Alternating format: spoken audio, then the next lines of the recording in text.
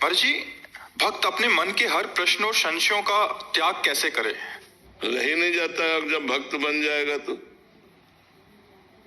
मनुष्य अपने संशयों का त्याग कैसे करे, ये तो प्रश्न बनता है। लेकिन भक्त भगवान में जब चित्त जोड़ दिया तो संशय कैसे रह सकता है? भक्त शब्द बहुत गरिमा में है, महिमा में है।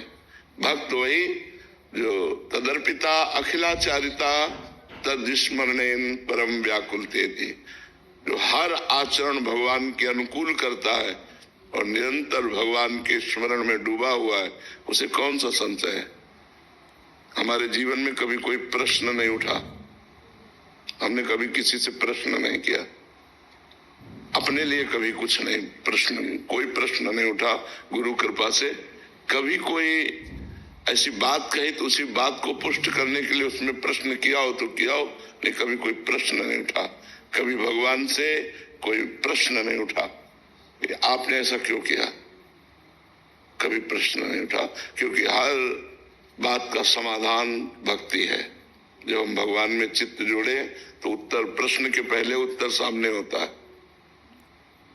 तो आपका प्रश्न ही पहले ठीक होना चाहिए कि मनुष्य मात्र संशय रहित कैसे हो, या मनुष्य के हृदय में जो चिंताएं वो कैसे दूर हो, तो बात सही बनेगी। लेकिन भक्त तो चिंतन परायण होता है, भक्त तो चिंता रहित होता है, भक्त तो संशयात्मा विनश्चिति, भक्त के अंदर संशय कैसे रह सकता है? तभी वो भक्त है।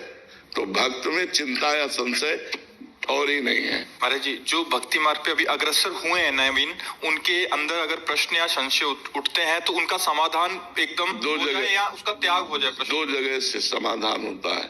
हम पहले शास्त्रों का स्वाध्याय करें। वेदो नित्यम अधीयताम, जो वेद है, पुराण है, स्मृति है, इनका हम स्वाध्याय करें। दूसरा, महापुरुषों का संग करें।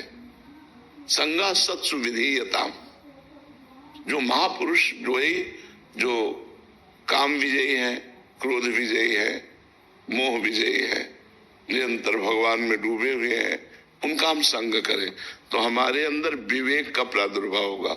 बिन सत्संग विवेक न होई, राम कृपा बिन सुलभ न सोई। भगवान की कृपा से साधु संग मिलता है, साधु संग से विवेक जागृत होता है और विवेक से संशयों का नाश हो जाता है। होए विवेक मोह भ्रम भागा, तब सब विषय विलास विरागा।